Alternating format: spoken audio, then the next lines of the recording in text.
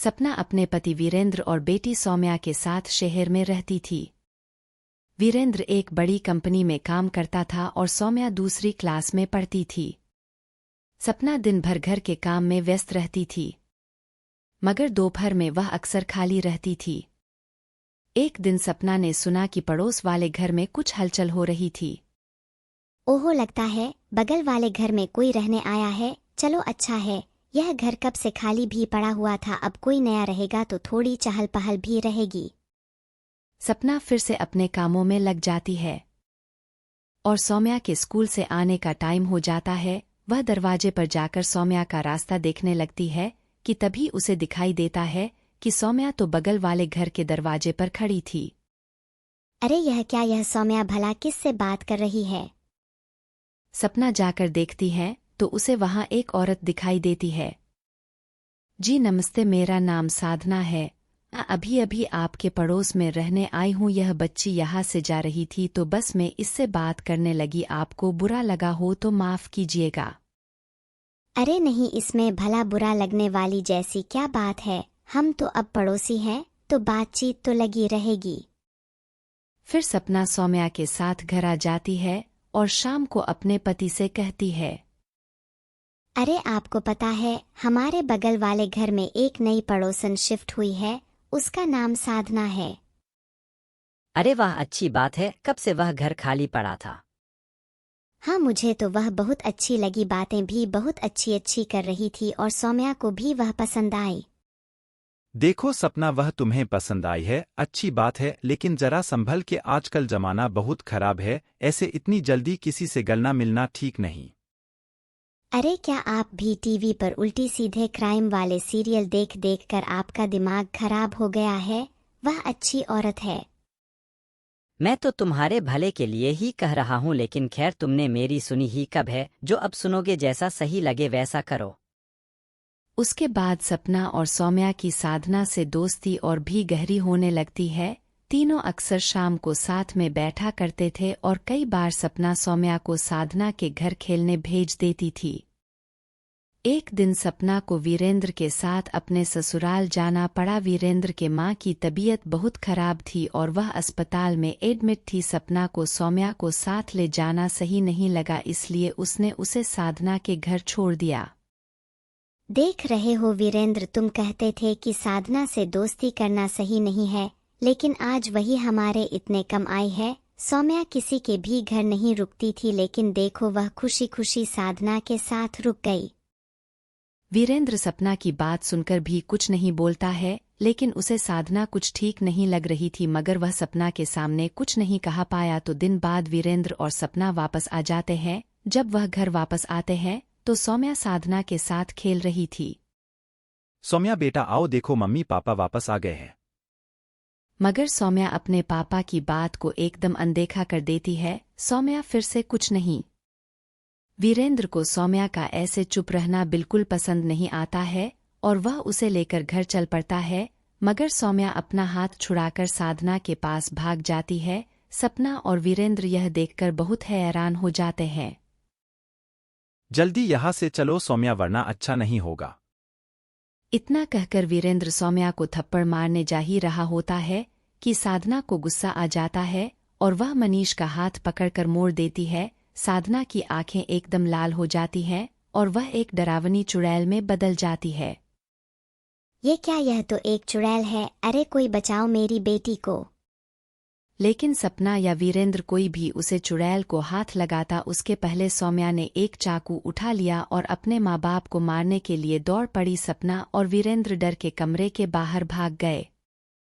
हे भगवान, आज मेरी अपनी बेटी मुझे मारने के लिए भाग रही है। वह जरूर इस चुड़ैल के बस में है। इसमें तुम्हारी गलती है सपना, तुमसे मैंने मना किया था कि इस औरत से दूर रहो। सपना जोर जोर से रोने लगती है। मुझे माफ कर दीजिए, मुझसे बहुत बड़ी गलती हो गई। अब हम क्या करें, हम अपनी बेटी को कैसे बचाएं? रोना बंद करो और अंदर चलो, हम कुछ ना कुछ रास्ता जरूर निकाल लेंगे। फिर दोनों घर के अंदर चले जाते हैं। उन दोनों को या नहीं समझ में आ रहा था कि क्या करें और कैसे सौम्या को घर वापस लेकर आए। रात काफी है, लेकिन वीरेंद्र सपना को नींद नहीं आ रही थी। तभी मनीष ने कुछ आवाज सुनी। उसने देखा कि साधना चुड़ैल सौम्या को कहीं लेकर जा रही थी। यह चुड़ैल मेरी बेटी को लेकर कहाँ जा रही है? सपना और वीरेन दोनों उनके पीछे पीछे चलने लगते हैं। थोड़ी दूर जाने के बाद देखते हैं सौम्या और साधना वही एक कब्रिस्तान में एक पानी का बर्तन रख कर बैठ जाते हैं और कोई तंत्र मंत्र करने लगते। अरे यह चुड़ैल मेरी बेटी से क्या करा रही है, मैं इसे अभी रोकती हूँ।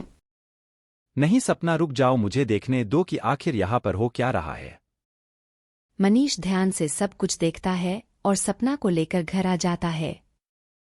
अरे यह क्या, आप मुझे घर क्यों ले आए हैं? वहाँ हमारी बेटी अकेली है। नहीं सपना, हमारी बेटी वहाँ नहीं है, वह कोई और है। क्या यह आप क्या बोल रहे हैं? यह भला कैसे हो सकता है? मैंने उसे ध्यान से देखा था, वह लड़की जो वहाँ सौम्या बनकर बैठी थी उसकी परछाई उस पानी के बर्तन में दिख रही थी और वह बहुत काली परछाई थी। वह हमारी बेटी नहीं हो सकती है, जरूर वह कोई और है। मुझे तो कुछ समझ में ही नहीं आ रहा है कि आप क्या कह रहे हैं। कल तक का इंतजार करो, कल तुम्हें सब कुछ समझ में आ जाएगा, सब्र रखो। हाँ मैं सब समझ गया हूँ। वह चुड़ैल बहुत खतरनाक है और वह अकेली नहीं है। वह काला साया कोई और नहीं बल्कि उसकी बेटी है और वह अपनी बेटी को फिर से जिंदा करना चाहती है। इसके लिए उसने तुम्हारी बेटी के शरीर का सहारा लिया है। वह रोज अपनी काली पूजा कर रही है ताकि वह धीरे धीरे तुम्हारी बेटी की आत्मा को कमजोर कर सके और उसके शरीर पर कब्जा कर सके। तो अब हम क्या करें बाबा, हमें कोई रास्ता बताइए ताकि हम अपनी बेटी को बचा सकें। उसे चुड़ैल ने तुम्हारी बेटी की आत्मा को एक बोतल में कैद कर लिया है और तुम्हें जाकर उसे वहां से निकलना होगा। जैसे ही तुम्हारी बेटी की आत्मा आजाद हो जाएगी वह वापस अपने शरीर में आ जाएगी। इतना कहकर बाबा वहां से चले जाते हैं। चलिए अभी चलते हैं और अपनी बेटी को बचाते हैं। मैं अब उसे उस चुड़ैल के पास एक और मिनट भी नहीं रहने दूंगी। नहीं नहीं, अभी नहीं, अभी वह अपने घर में हमें कदम भी नहीं रखने देगी। हमें रात होने का इंतजार करना होगा, तभी हम उसके घर जाकर वह बोतल ढूंढ पाएंगे। फिर दोनों रात होने का इंतजार करते हैं। रात होते ही चुड़ैल सौम्या को लेकर उस कब्रिस्तान की ओर निकल पड़ती है। उसके जाते सपना और वीरेंद्र उसके घर में घुस जाते हैं।